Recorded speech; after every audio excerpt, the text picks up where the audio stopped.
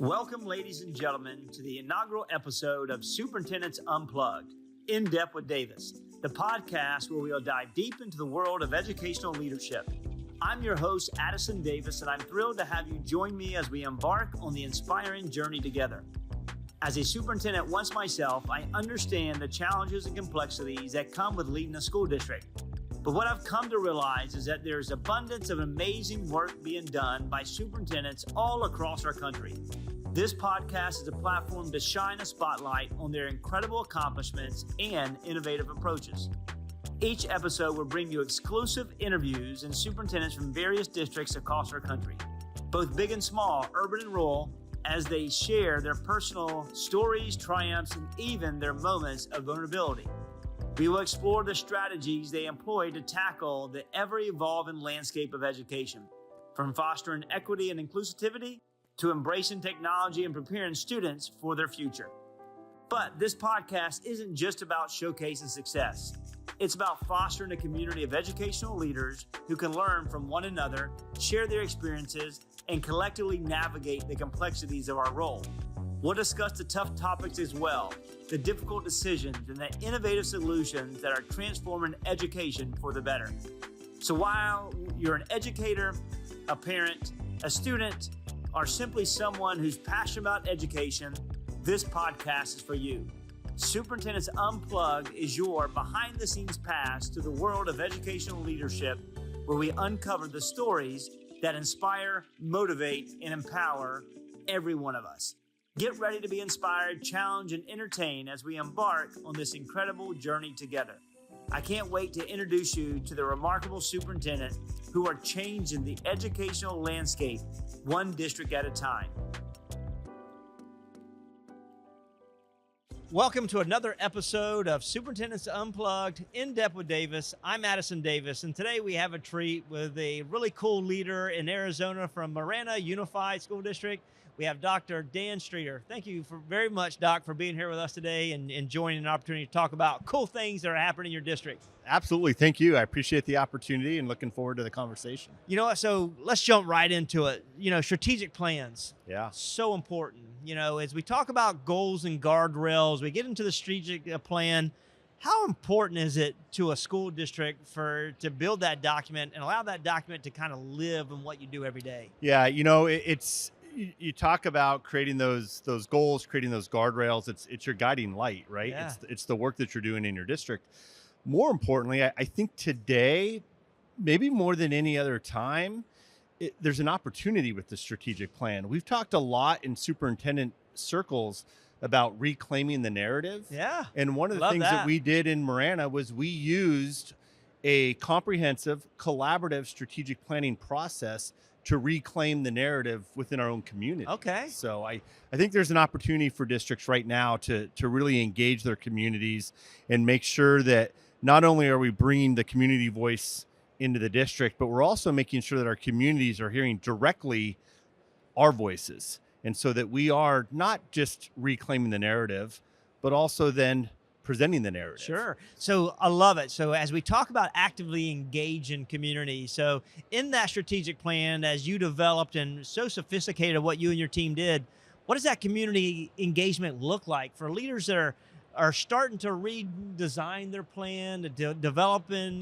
key indicators that they want to drive to be able to accomplish? How does that look like as you engage community members in this process? Yeah, we've been fortunate in Marana in that we've always worked well with our community. Gotcha. It's one of the unique aspects. Yeah, it's a unique aspect of the Marana community is that we are the community school district. The town of Marana and the district's boundaries are one and the same, right? Yeah. So it matches up perfect. That's helpful, right? But our school and our school leaders have really been intentional about bringing the business community, bringing the faith-based community, bringing their parent community into their schools. All of our schools have been adopted by a local business, adopted by a local church, and we've leveraged those partnerships through our strategic planning process. So we started really by bringing all of our community partners together, over a few hundred people, into a large room to start a conversation about really the portrait of a graduate work. What are the skills that we need our kids to have when they leave our system and go in ready to contribute to the local community. Yeah, so fascinating. Most people go into a room of 100 community members are like, no way, right? But not only did you go into the community and bring them in to be a think partner and bring them in to honestly to be a part of your community problem solvers, but you talked about what does it look like post-graduation? Where do they go to the military, post-secondary education? Where do they go to the workforce? All of that, I think is fascinating. So of those elements, how did that structure look as engaging as you unpack to work with them in that spaces? What came out of that? Yeah, and I think what's really important is thinking strategically. What does that roadmap look like? Yeah. So bringing in a large group of people and starting with a simple question: what skills do our kids need to have when they leave our system? People can wrap their heads around that, right? And it's the predictable answers, right? Sure. It's really the skills beyond content knowledge. I always remind folks that content knowledge is still one of the skills, right? There's still stuff they need to know. That's right. But critical thinking, communication, creativity, collaboration, right? The usual suspects show up on that list. Right. But it allows us to start big and then engage the community around the idea of, if these are the skills, then what are the experiences that our kids need to have as they go through the system? And that's where we start kind of backwards designing a strategic plan that ultimately ends up with strategic priorities and specific goals. Gotcha. So community outreach, we identify what's the key learning opportunities, what are the expected outcomes, what are previous outcomes, what do we want to accomplish in our school district? As you engage that community and bring it back, what was the next steps as you developed it? So you start with, when you start with a few hundred people, people are excited. Yeah. Not everybody wants to continue that work after day one. It windows down, right? But work is hard. We were able to get really a key group of about 30 people that really wanted to dive into this work. That's awesome. And take that idea of a portrait of a graduate into those experiences, into 3 specific strategic priorities, which are really pretty simple. It's how we interact and create opportunities with our students, with our staff, and then with our parents and community. And then from there, that work continues down to kind of a SWOT analysis. Yeah. Where are we now? And then how do we build those specific goals? And it's a process that takes a little over a year. For us, it took a little over a year. And that, but it don't rush it, right? Right. But it gave us a tangible piece of a tangible document that our community is engaged with. Right now, we've all taken ownership in where the Marana Unified School District goes and what our steps going forward look like. So in that year, it's fascinating. So and it takes time. You cannot rip the Band-Aid off. This is going to be a 3 to 5 year plan that you build. So take your time, do it right.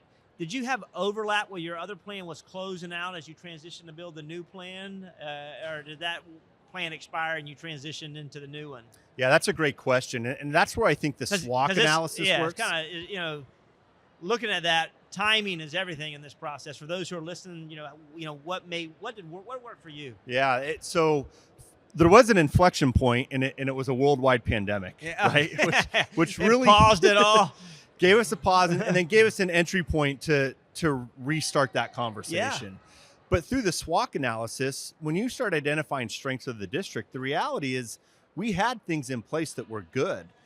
As a district, we had identified commitments, and our community liked those commitments. We didn't need to start those over. We needed to embed our work going forward into the commitments that we had already established around ideas like collaboration, communication, equity, our work with deeper learning, right? Our work with building partnerships. So we were able to take some of the pieces in our old plan that still made sense, but we needed a refresh. And I think for us, the pandemic kind of gave that opportunity to do that work. Yeah, us too. And we were, you bring that up, remember the pandemic kind of helped us pause a little bit and really be system thinkers about that process to be able to engage. As you develop, what was the engagement with the board look like for superintendents that are getting this strategic plan, getting multiple points of communication, collaboration? What does it look like for the pre-work with a board and then as you transition to launch? That's a great question. And I think the board plays a critical role in this. I remember when I transitioned into the district, my transition plan, goal number 1 was creating a cohesive leadership team between the superintendent and the board. Say that again, right? Everybody listening. We need to have a cohesive leadership team between the superintendent and the board. And we want our community to see that. I engaged our board in the strategic planning process every step of the way. We had board members that sat in those meetings. Outside of that, we have solution teams in our district where we tackle critical issues in our district, whether it's how we're going to handle AI, Love that theme. how we're handling special education Solution changes. teams, love it. But I always have a board member in those so that when I go back to the board and we're making recommendations for policy change, somebody on that dais was a part of that conversation and heard from parents, heard from staff, heard from students along that process. I think board engagement plays a critical role in any type of strategic planning and any type of, and I don't like to call it committee work, but solution team work. I love the term solution teamwork. I will use that and steal that. I will give you credit in that process. So as you roll it out, I mean, so where is Marana in your implementation phase of your school improvement process? Yeah, so think about coming out of the pandemic. That was a difficult period across the country for schools, and it was really a 2-year period. We went from, concerns about hybrid learning, online learning, in-person learning. Then we got into the great mask debates and contact tracing rules and regulations, and that was 2 years of a lot of we'll call it noise. Behind the scenes, we were staying focused, knowing that we're going to come out of this. And we were in a position, if we do this right, to accelerate out of the pandemic. And so as we were going through that, we were really laying the breadcrumbs behind the scenes. Where are we today? Think about coming out of that. We're really in the implementation phase. We've adopted a strategic plan. Now we're in the first year of that adoption where we're really starting to put those practices into place. Real cool. And of that, when you start to unpack certain areas of focus, building the foundation you currently have, would there be points of engagement where you would do quarterly updates or biannually updates or annual updates? How does that look through your side of it? Yeah, so because everybody does it a little bit different. Yeah, so we're constantly re-engaging our team. So I mentioned earlier, you get about this 30 to 40 member that kind of is really rolled up the sleeves, right? So they're meeting quarterly for quarterly updates. We engage the board really biannually. We'll do updates in a board study session, board retreat, if you will. Perfect. But then more importantly is a board summit annually, bringing the community, that big group, that few hundred people back together so that they get an idea of where we are in the process that they helped create. Love it. I mean, you know what? There you get buy-in. There's consistency in that process. And they show that you're being a partnership, and it's just not a show, but it's more of a partnership as you lean through this process. So, so who leads it at the district level? Everybody has somebody different. Do you have somebody on your cabinet team or senior staff team that kind of is the project manager for your strategic plan, or is this superintendent? It's got that asterisk, everything we do we're accountable for. But is there somebody in your team that kind of drives that work? If I was smarter, there would be somebody on my team that led this work. But it's me. Board, if you're watching and listening, I'm sure you will. He needs an allocation. He needs a strategic initiative planner to help with that. That'll make everyone's life easier. We'll help you figure out that plan. No, I think there was some intentionality behind that, in that I wanted me to be the tip of the spear on that project. I wanted the community to see me up front.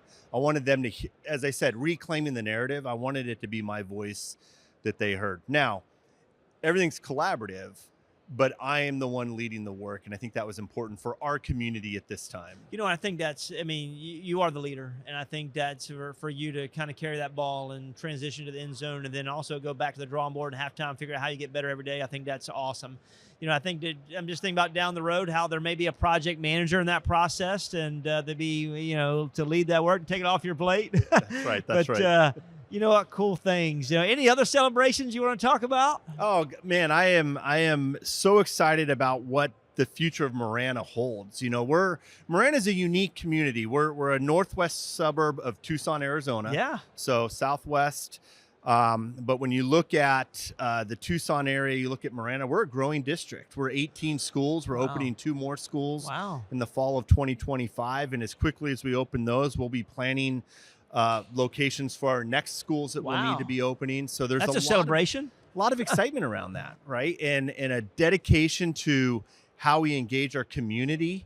I mentioned before, we call it the MUSD Parent Partnership, where I bring my parents together on a quarterly basis, where I can give them an update of the district. And then we do a Q&A. And those are maybe my favorite events. The parents in those venues have asked me questions like, why do you serve breakfast for lunch? And what's the long-term sustainable funding plan in the state of Arizona for education? Sure. Everything in between. Yeah. Right. So, but continuing to find ways to get our community into our schools and get some face time with our leaders so that we continue to be the community school district. It sounds like openly you are the first choice, and you're doing some really cool things for your community and kids, and that's what it takes. And, while so many superintendents are intensely just focused on the work, there has to be focus on the community. And it sounds like you've done a beautiful job doing that, leading that with your board, leading that with your senior staff, cabinet, and also faith-based partners in your communities that really truly believe in you. So we've been fortunate. We have great people. I work with great people. I have great mentors like yourself that have helped kind of lead me and guide me along the way as well. No, man, you're doing some cool things. Well, we look forward to connecting, look forward to watching you, because you are going to do some awesome things for kids. You are, and we look forward for you to continue to be a champion. You see it today, folks. We have Dr. Dan Streeter here, Marana Unified, Arizona, doing some really cool things, expansion for the community. We love his work. We're always trying to find innovators in this space. He's an innovator that's creative, that knows how to communicate efficiently, and most importantly, execute, but build a system of care. Until next time on In Depth with Davis, look forward to seeing you.